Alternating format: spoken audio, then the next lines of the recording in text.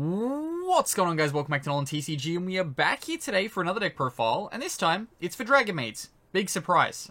Dragon Maid profile on the channel. Who would have guessed that there would be another one of these? So this weekend, at time of filming, I'm going to be going up to a tournament in Penrith.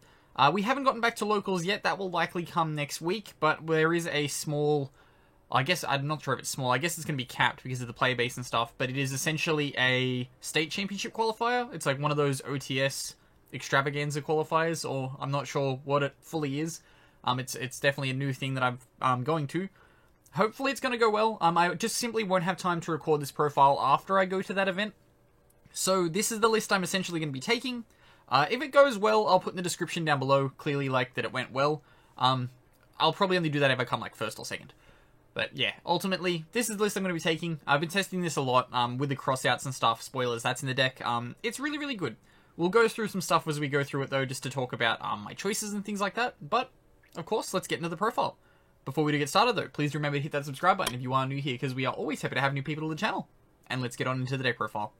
Before we do get started on this one, though, it is brought to you, of course, by yourplaymat.com, who got us our beautiful Nolan TCG Extra Deck sleeves. These are available on yourplaymat.com, as well as you can get custom sleeves and custom playmats, so whatever you need for the current format. There is an affiliate link in the description down below that does get you a little bit of a discount on your order.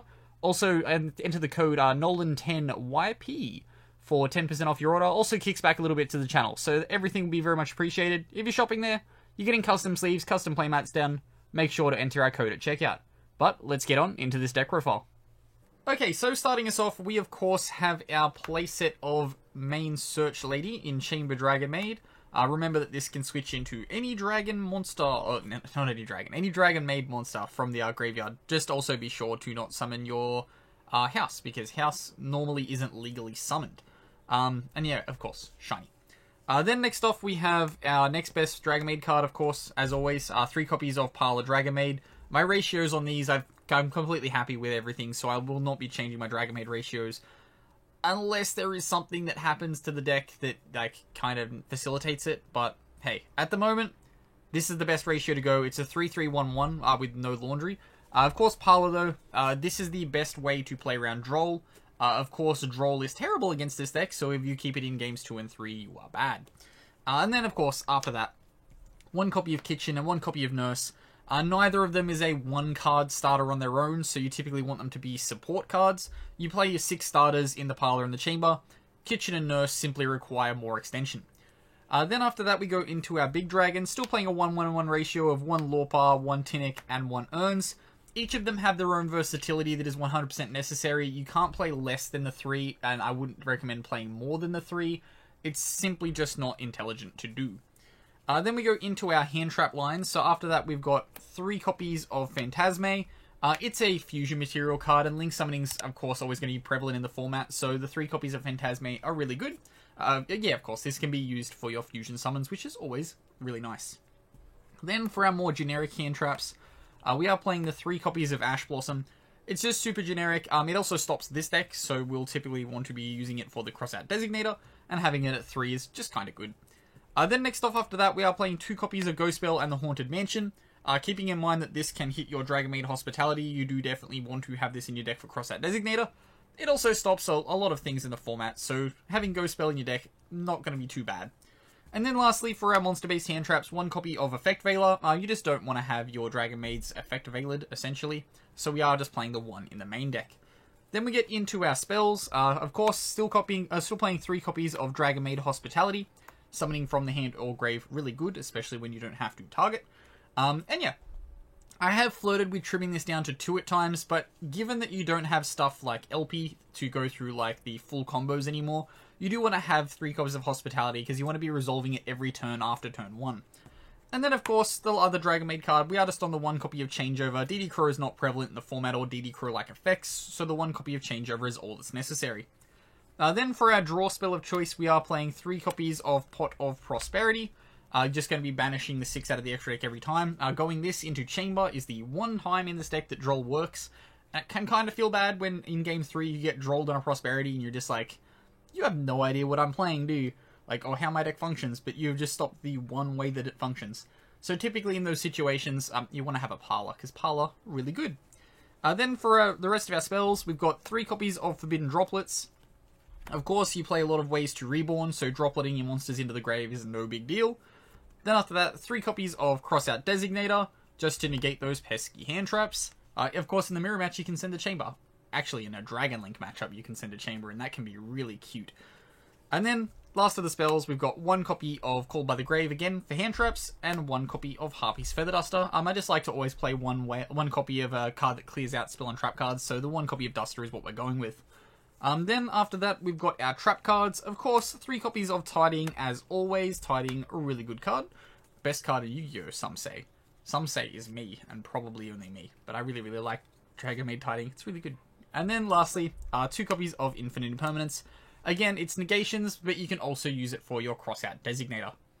Okay, now we get into our extra deck, and of course, it is still pretty standard. We do have the 3 copies of Shiyu, just cards you mandatorily need to play in the list. So we've got the 3 Shiyu.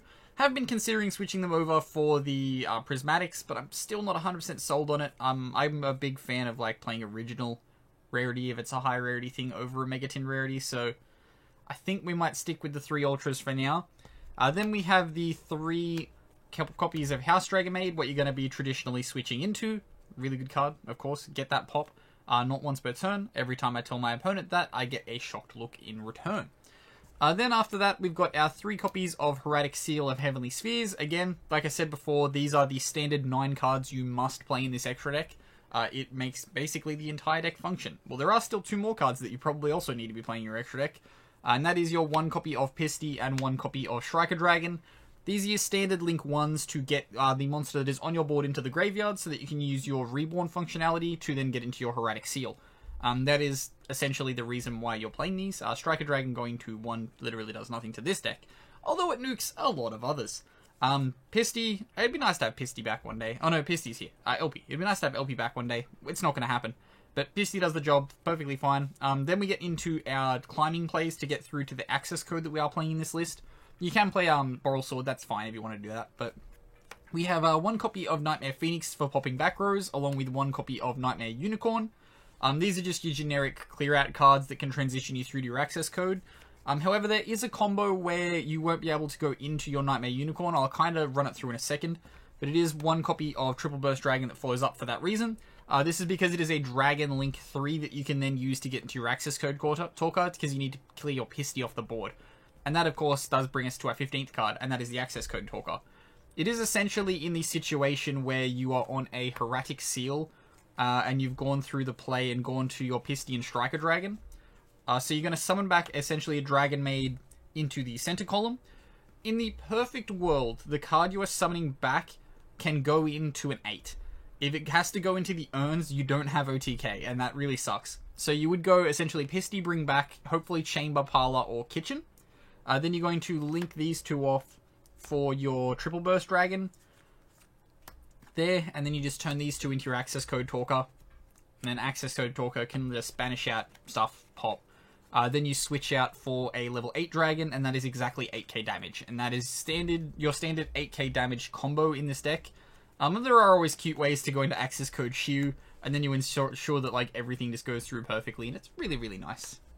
But that wraps us up here for the deck profile for this one. So as always, if you do have any recommendations or things you would change, do make sure to comment them down below.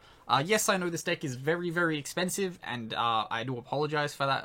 I'm not Konami, I don't have to apologize for that. But yeah, Dragon Maid's very expensive, so if you're looking to build it like fresh in the game, not the most pleasant thing in the world to be doing. By the end of the year, it should be a bit more affordable, but at the moment, it's not great, is it? It's quite expensive. Something to keep in mind as well is when you are playing online simulators, it can be a bit rough sometimes with the amount of Dragon Maids that you're playing. It is essentially the best way to build the deck, though. I've worked around with other builds to try and make it more consistent, and overall, it is just the best way to play. If you're playing stuff like Combo Dragon Maid, I don't have anything against playing Combo Dragon Maid. However, I do get very uncomfortable with the fact that you're often left with nothing in hand when you're playing Combo Dragon Maid, and that can sometimes not be to your benefit, and that's a bit of a problem.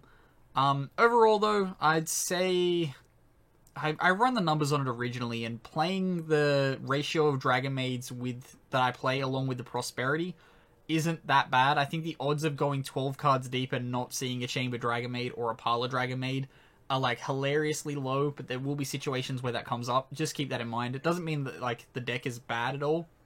But hey, yeah, it doesn't mean the deck is bad at all. But yeah, ultimately that can just kind of suck. Given though we are playing like a heavy hand trap line and things like that, you'd like to think that you haven't bricked though, given the fact that even if you go through 12 cards and don't see a Dragon Maid, you've seen a lot of hand traps in that, and hopefully that means your opponent isn't playing, and it gives you an opportunity to dig deeper. But that will wrap us up here for the deck profile for this one. Sorry if I went a little bit of a tangent at the end. Just wanted to talk my Dragon Maid theories and get them out into the world. But as always, I've been Ben from Nolan TCG, and have a good afternoon, everybody.